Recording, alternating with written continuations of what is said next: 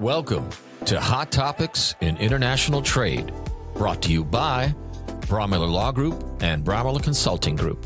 Hi, this is Bob Brewer with Braumiller Law Group and Braumiller Consulting Group.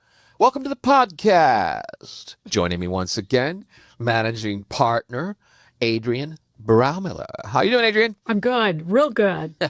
Adrienne and I and Brad Menard, the president of the consulting group, just got back from a GGI convention conference in Switzerland, Zurich. Yep. It was interesting to hear the opinions of what's going on in the U.S. regarding the tariffs, wasn't it? Yes, absolutely. They were very distraught about how high the tariffs are on Switzerland. They kept saying 40%. I'm like, no, it's 39%. Catch that 1% difference. But, that, to say the least, the conversations that we had. Now, Adrienne, honestly, she got to speak. They wanted you to do two presentations on tariffs, and more tariffs. I did. And how the impact of tariffs on mergers and acquisitions. And that one was really like, people were packed. The room was packed because they were so interested in the impact. And I asked the people in the room how many of them, and it was a lot of people in the room, how many of them had ever thought about customs and trade-related issues in mergers and acquisition matter. And only one hand came up. I know. No one else had thought about it. They don't think about it.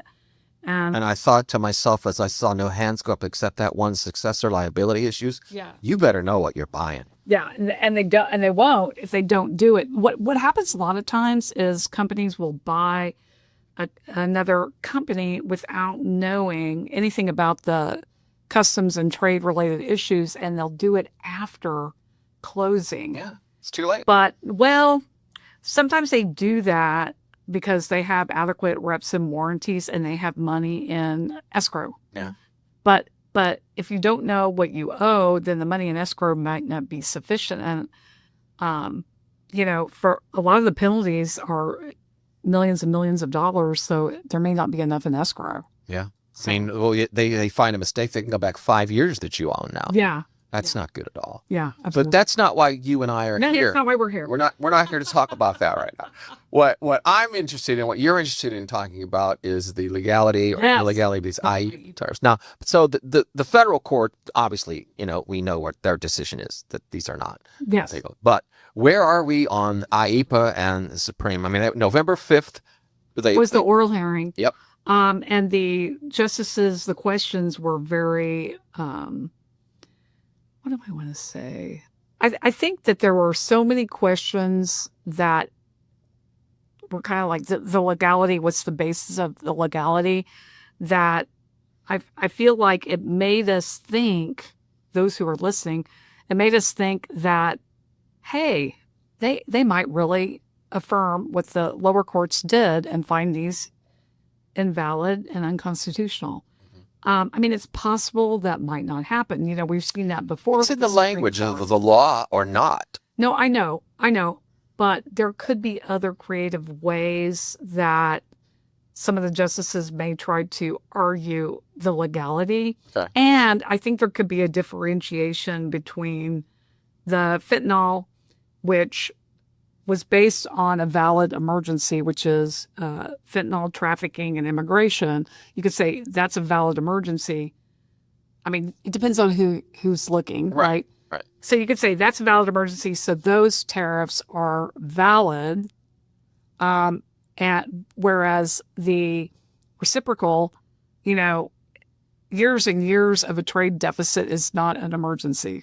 Years and years of it's not an emergency. Right. So anyway, there could be a differentiation between, do we want to give the president the authority in a national emergency to use tariffs, even though the statute doesn't say tariffs, because the statute actually allows the president to place an import ban on countries. Right.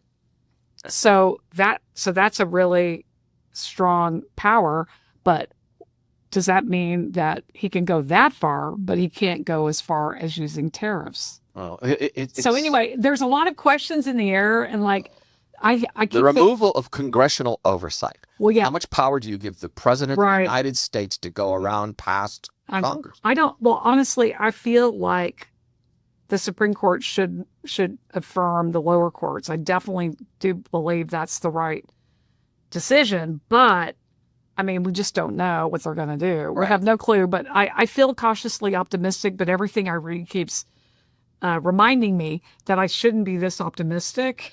Well, But I am cautiously optimistic. You and I have even talked about some other decisions that we said, there's no way they're going to, and they did. I know, right? Side with Yeah. that. So Yeah. I jury's out. They were supposed to expedite this decision, but it may not come until June of 2026. I doubt it'll sit until June. You doubt it? Okay. Yeah, everything I've read is that we might actually get a decision before Christmas. Okay.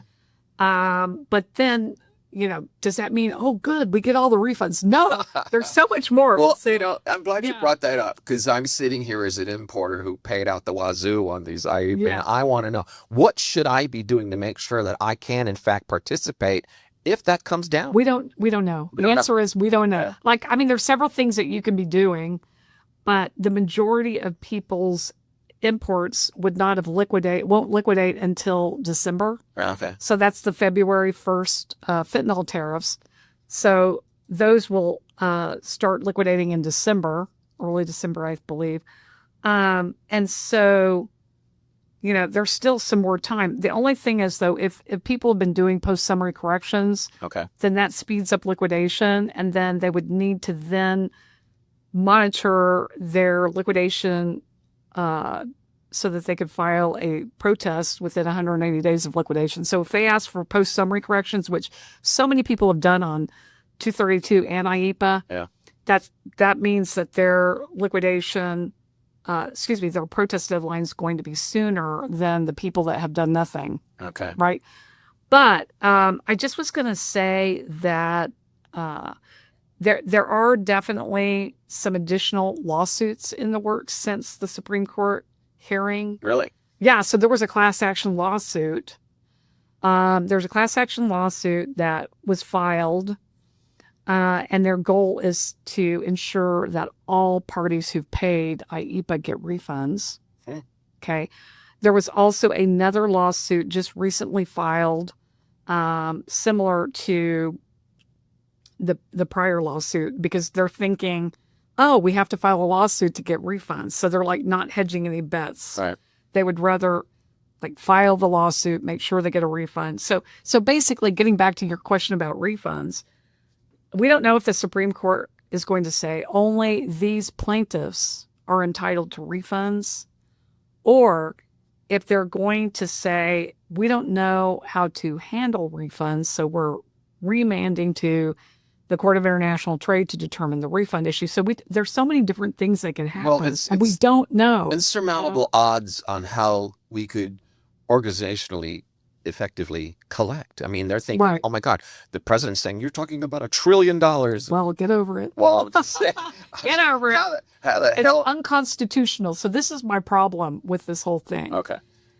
If it's unconstitutional, then the parties who've been harmed need to be made whole. Right. So I hear stupid things like, oh, well, what if we only make the refunds available prospectively and not retroactively? I'm like, what? What does that actually mean? What are you talking about? So you can break the law. You can violate the constitutionality, and you basically, the government gets away with it and reaps the benefit of their illegal action by keeping the money. Is that what you're saying? I don't think so. I've seen bizarre things. I hope not. But I'm just telling you, there's all kinds of things out there. Okay. So it's concerning. If it comes down and they bless this, as did the federal court, that these were in fact deemed to be illegal. Yeah. When would that actually start?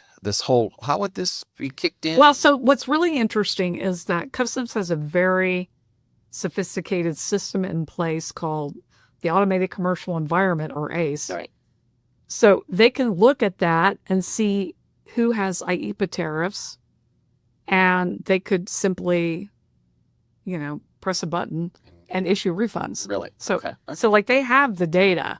So it's not that complicated. But okay, so But let me will they? No, I don't think so. no, but let me be careful here because okay, they have my data, but what I need to be doing, you've kind of told me what I need to be doing. Stay on top of this to make sure I can participate. Yeah. So essentially, what we're telling people is if you can extend liquidation, you can request an extension. But a lot of the centers of excellence and expertise, like we've heard, are not approving those requests. Yeah.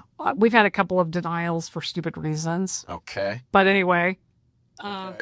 and so the other thing you can do is file a protest when it liquidates. You have 180 days, so you can file a protest. The problem with protests is that Customs has no discretion not to collect the tariff, so I feel like it's not really a protestable decision. But anyway, we don't know that to be the case, so go ahead and file a protest. And then once we get more clarity from the Supreme Court, hopefully we'll understand whether, parties are entitled to a refund or do they have to file their own lawsuit.